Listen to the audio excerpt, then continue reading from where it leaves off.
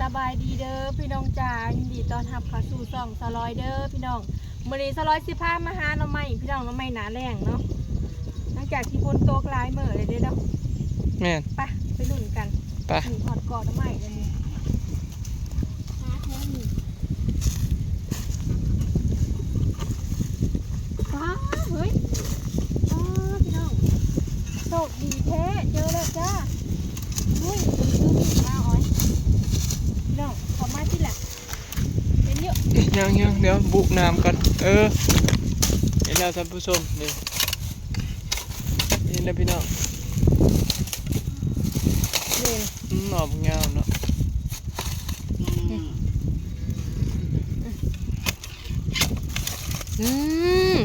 ออกมามันอะไร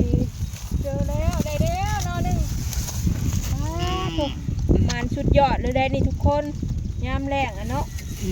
แบบเห็นฉันนี่คือดีใจเลยยามแรงพี่น้องให้คิดว่ามันที่ออกเลยหาหน่อไม้ยามแรงเจออีกแล้วพี่น้องมันงามเลยดี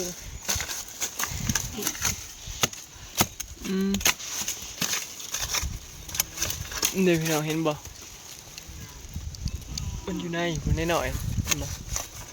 แต่สลอยเสาเอามาให้เบิ่งเห็นมันก็ยังออกเนาะ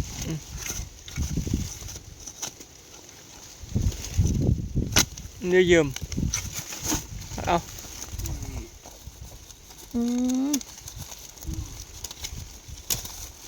นี่โอเคยามแรงมันก็ยังออกเนาะแกงแซ่บเลยพี่น้องยามนี่มันอืดเนาะไม่หายากมันเอาไว้มันก็บ่จะขึ้นดอกมัน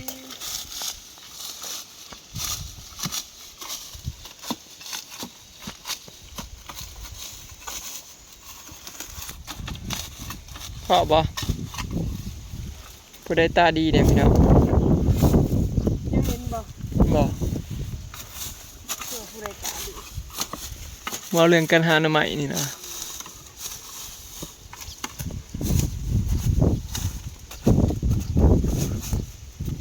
มันก็ตายเนี่ย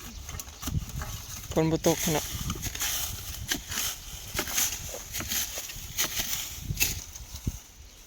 มาเบิ่งกอที่2เห็นก็แล้วเนาะแม่ละหาหน่อไม้เป็ดยำเลย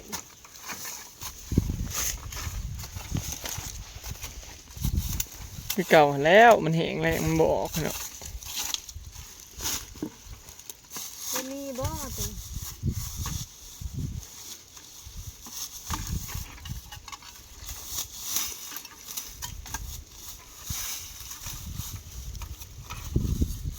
นอนตายมันนี่นี่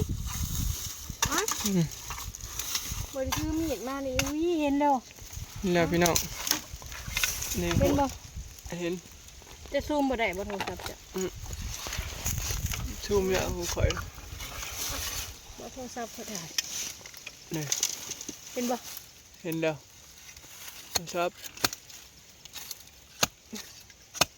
ทำไมเผ็ดผ่า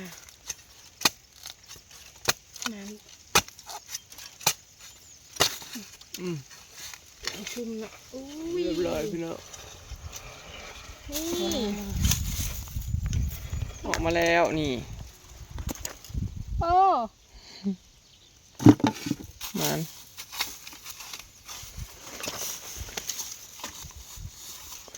มันปกอยู่ในแถวใบนี่เนาะที่ได้แต่ฝนบ่ตกเสียงแจกๆยังเจ้าบริษัททำไมบ่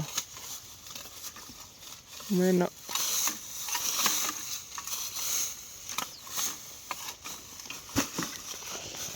มึงด้วยข้างๆตัวเทิงเนาะหุ่นเทิงบัวเบิ่งกออยู่เทิงบัดนี้พี่น้องกออยู่เทิงนองมีก่อนอุ้ยน้ำสีแห้งเบิดลอย คน ปลาลอยเหลี่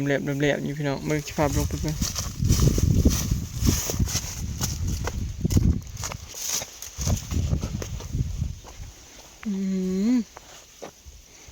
แต่ห้อยปลาบวนเหลี่ยมด้วยนี่ปลายังหลายอยู่เลยพี่น้องเหลือไก่แล้วนี่อีก2 มื้อนี่3 มื้อนี่ก็แห้งเบิดแล้วนี่ได้สิมาสาเอาปลาไปปล่อยน้องเทิงพี่น้องเบิดแล้วน้องบัวเฮาหน่อไม้สังไผ่พี่น้องแกงหน่อไม้สังไผ่เด้อเนาะแซ่บ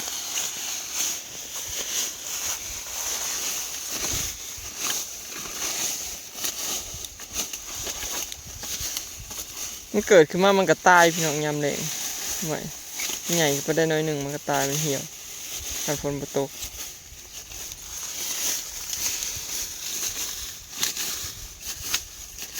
เห็นไหมเธอบ่ทั้งหลุมบ่มีหนอนบ่มึงลงไปเบิ่งก่อนทอดเที่ยงแล้วมีที่เพิ่นบรรยากาศเก่าๆนี่แหละจักหน่อยสิฮอดบรรยากาศดำนาโลกาและบาดนี่พี่น้องเอ้ยใกล้สิได้มาอยู่เถียงนี่แล้วใกล้สิเข้าสู่ยามนาเต็มตัวแล้ว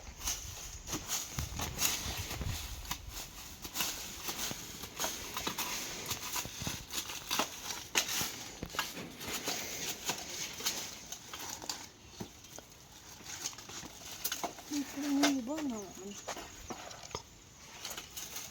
เห็นแต่แดงทางนี้นะทางเมืองนี่นะเฮ้ย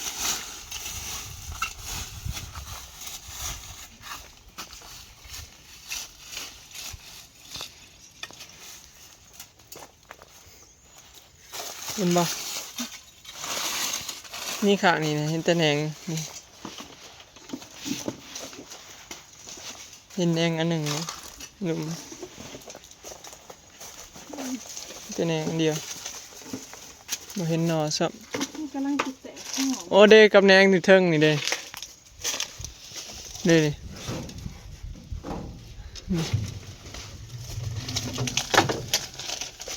หักเอาแดงมันนี่แหละพี่น้องยังแรงใจเนาะ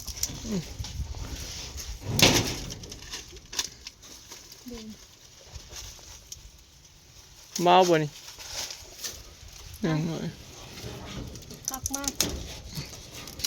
ยามเลยแกงแดงมันนี่แหละ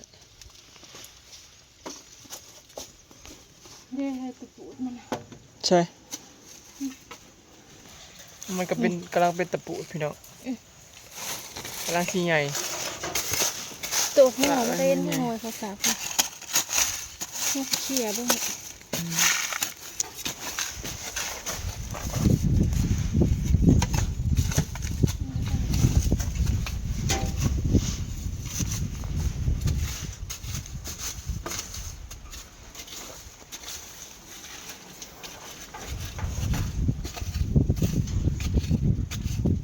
เห็นบ่ไม่เห็นพี่ดอกบ่ได้หน่อได้แดงมันก็ยังไข่เนาะเนี่ยมึกสองมึงแดงก่อนพี่น้องบ่เห็น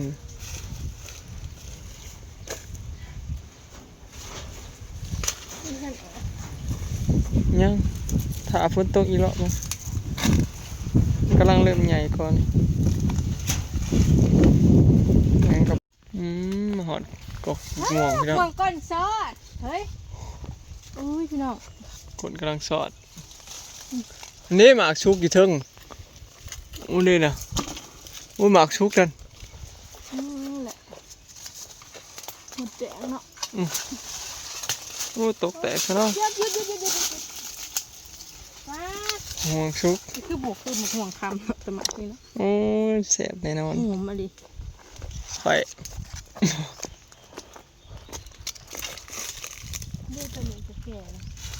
ไก่แล้วนี่คำมันตกลงนี่งัวกินหมดเลยนี่มุ้ยเพนโอ้ยนี่นะ นี่เลยหมากหนึ่งร้อย เอามือบ่มเอา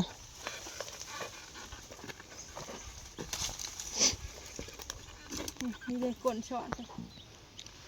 นี่เอาถูกกินกับข้าวหย่อนพี่น้องเอ้ย พอกินจังม่วงกับข้าวเนี่ยจะละเมอ แซ่บได้หมดละ ถ้าอยากกินม่วงกับข้าวแสดงว่าอายุบ่น้อยแล้ว แม่นละน้องนี่น้ำยังลายคือเก่าบ่ค่อยบก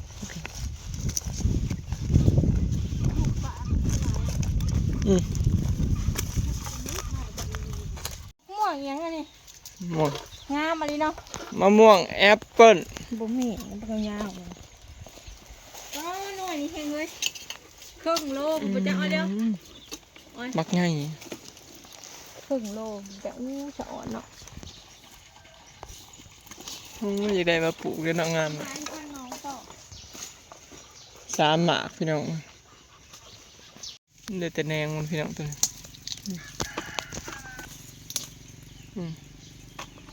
เด็กกู ใช่พี่ จำหนึ่งบ่ได้เห็นได้ เนี่ยนี่ เนาะมันเขียวเนาะอู้ นี่ ดิแหงมาใหม่ เอาบ่ได้พันไว้เนาะมันก็เลยบ่ขึ้นได้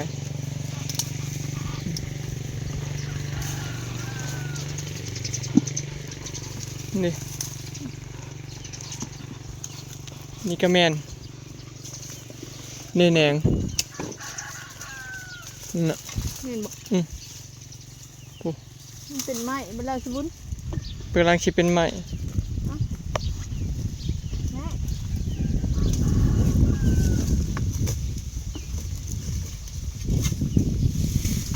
เดี๋ยวอุ้ยแน่ๆนี่ง่ายเลย อืมอืม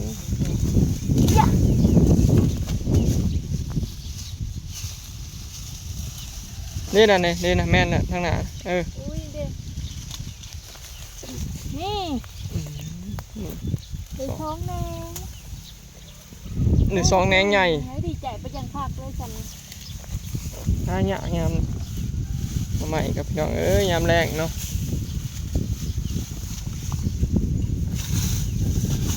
ใหญ่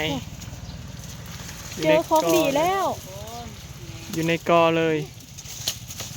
เยี่ยมแหนงมันพี่น้องสิขึ้นเป็นใหม่แล้วมันเป็นใหม่แล้วนี่ มันเป็นใหม่ใช่ไหม แตนตอดห้างบางใหญ่ในกอไผ่นี่เจอบุญแตนต่อฮะตอดแม่เดี่ยวค่ายยึดห้างบางใหญ่เลย หมดเพาะอะไรพี่น้อง2 หน่อ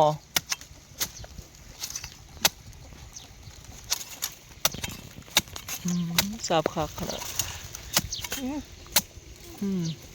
มันกระดัง งามแรงมันจะกระดันเนี่ย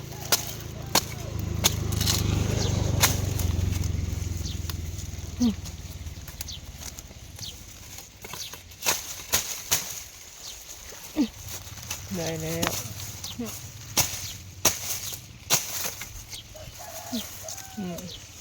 เด็กอีกหน่อหนึ่งข้างใน นี่เดชง นั่นแล้ว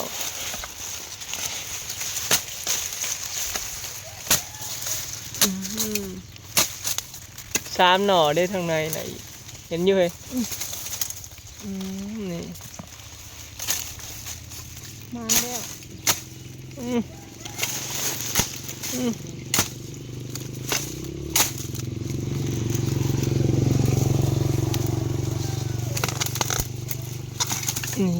โอ้ตัวหินลายเนาะ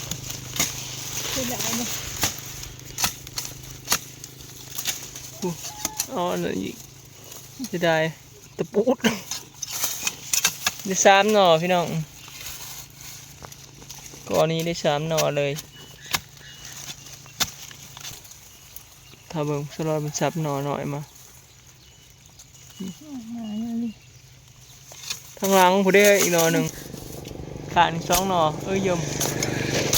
มาพี่น้องครับนี่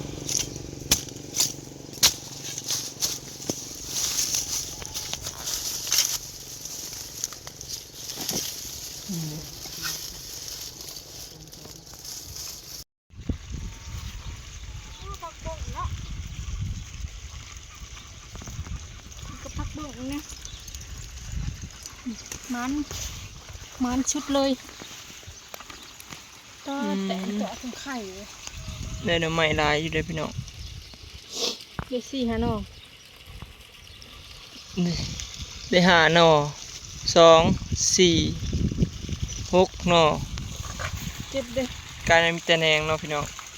สิหาให้บอก พุ่นอยู่ แกะ ลม ให้เราสิ อยู่ลมก็มีแตกหมวก ก็ ซุ สุ ป ภาพ ก็ เมื่อเอาลูก ได้ซ้ำนี่เนาะมือนี้เนาะ มา คือว่าประมาณอยู่คือว่าได้หลายเติบอยู่ แสนตอน แตนกาตอดบ่แตนกาบตอดบ่ เดี๋ยว เฮ้ย เจ็บ หมุนเข้าไปถ้ายุ่นบ่คุมตา มันชุดจะได้นี่นะ